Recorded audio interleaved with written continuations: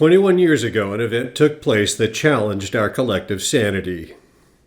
September 11th was a crime on a global scale, but it was never investigated properly.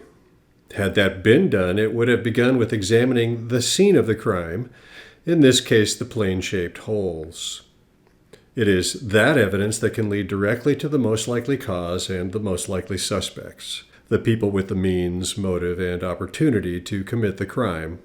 Newton's third law of motion states, for every action there is an equal and opposite reaction. Equal and opposite reactions tell me this car was struck from the front and this car was struck from the side. Any kid who has ever run a stick against a picket fence can attest that whatever bent these columns struck from the side as well. You don't need a physicist to explain it. A generation ago, on September 11th, 2001, the mass media broadcast footage of a jet flying through a steel building. This is the Hetzarkani footage, which was broadcast on CNN. By freezing the footage, you can see the wings have entered the building, but there is no damage to the walls. This half-in, half-out plane is evidence of a composite video. They overlaid a plane onto the live video of the explosion to accomplish the ruse. Government-funded scientists have written extensively about how what was broadcast on that fateful day depicted a real event, but few addressed the physical evidence of the impact holes, and those that did admitted in their own reports that they were just guessing. They didn't actually prove anything.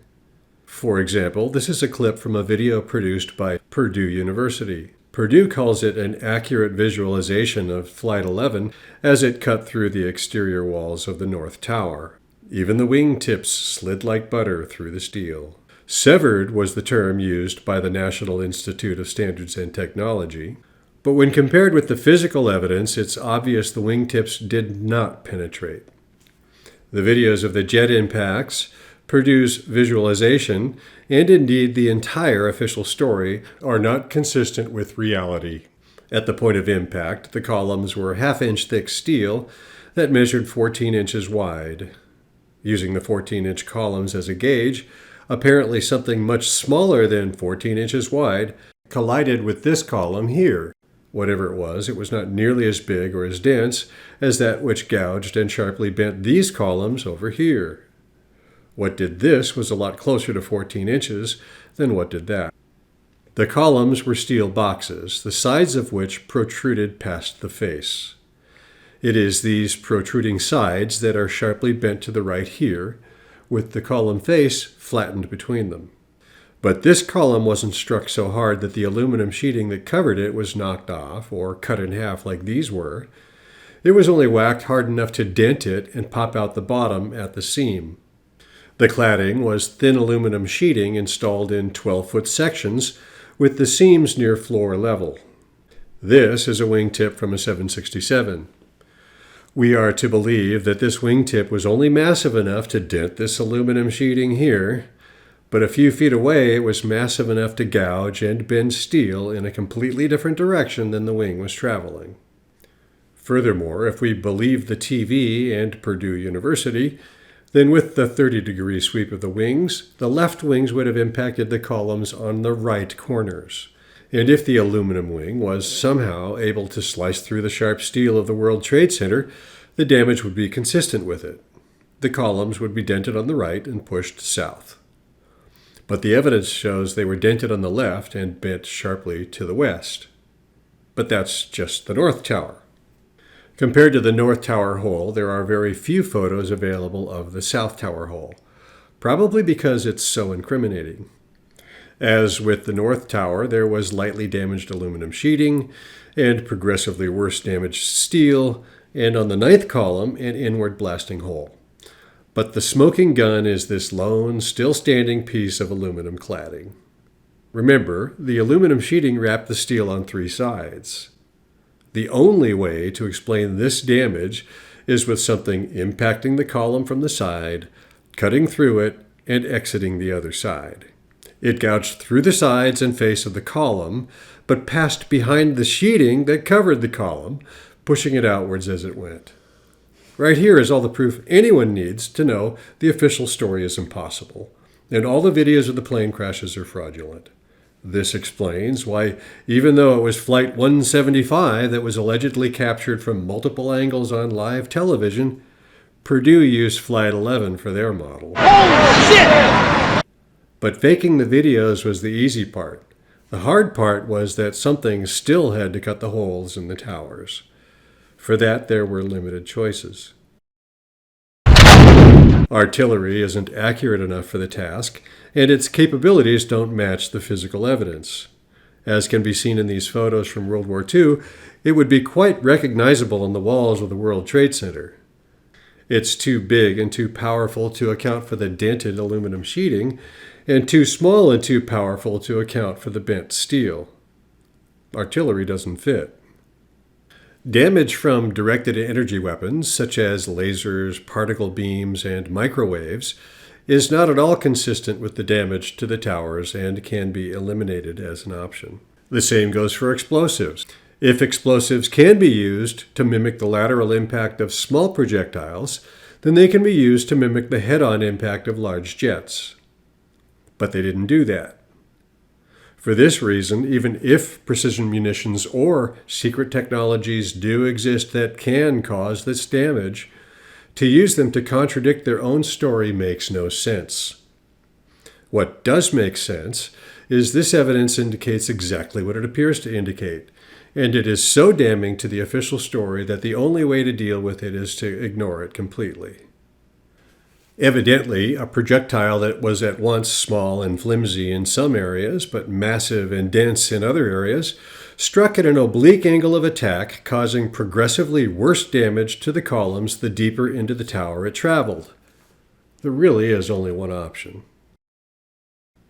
Both towers show almost identical left-to-right damage in the same place, the left wingtips.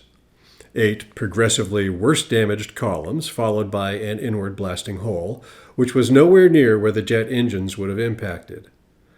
Only kinetic weapons, such as bunker-busting cruise missiles, are of the right size and capability to account for both the lightly damaged aluminum sheeting and the gouged and bent steel. They also carry explosives that can account for that inward blasting hole.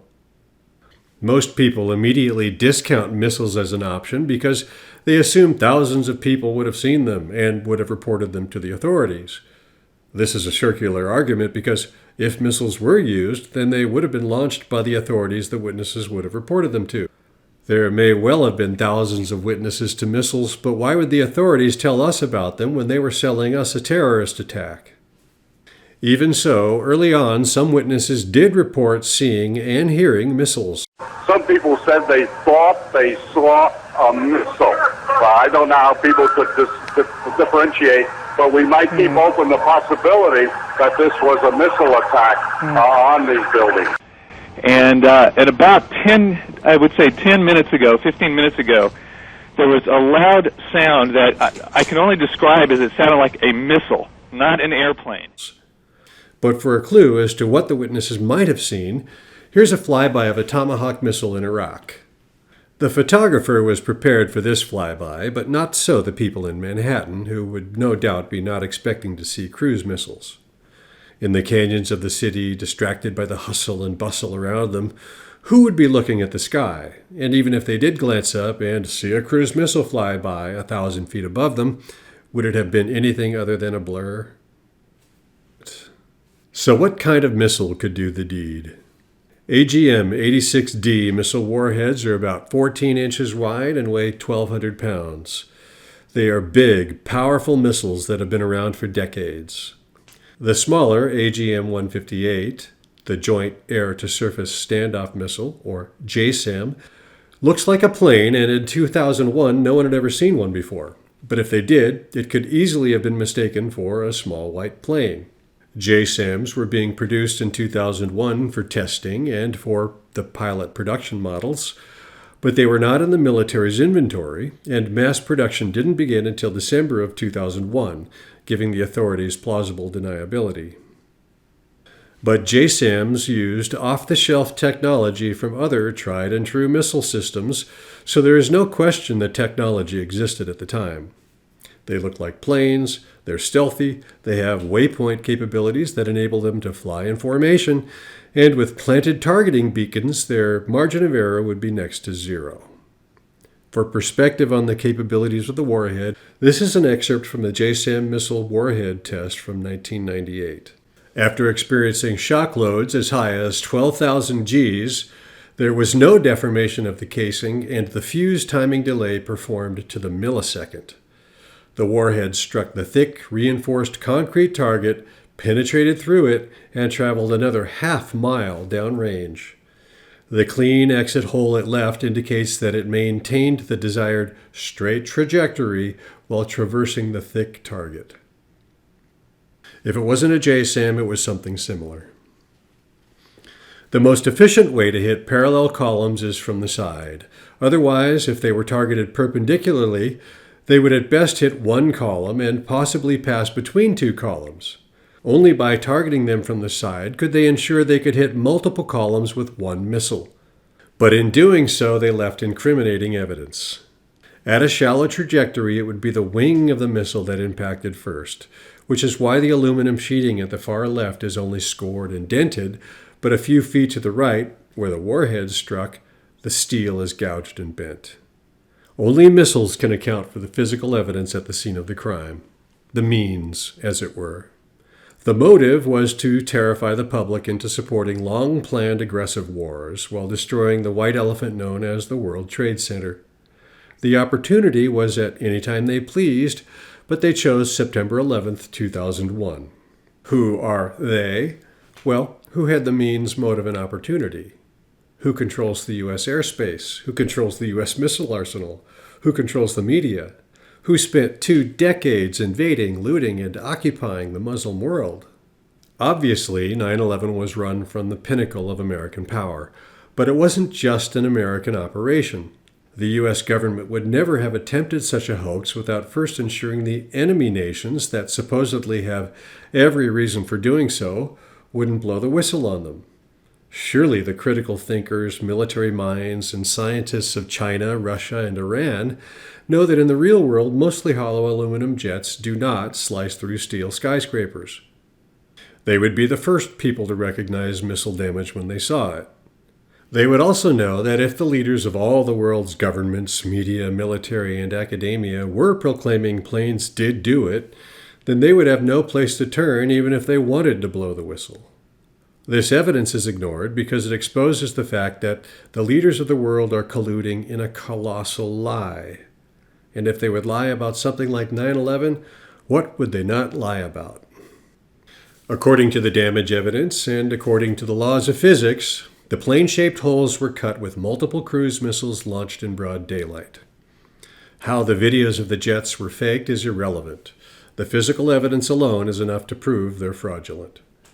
But because most people will believe the television over their common sense, in my next video I'll demonstrate how it was accomplished. Thanks for watching.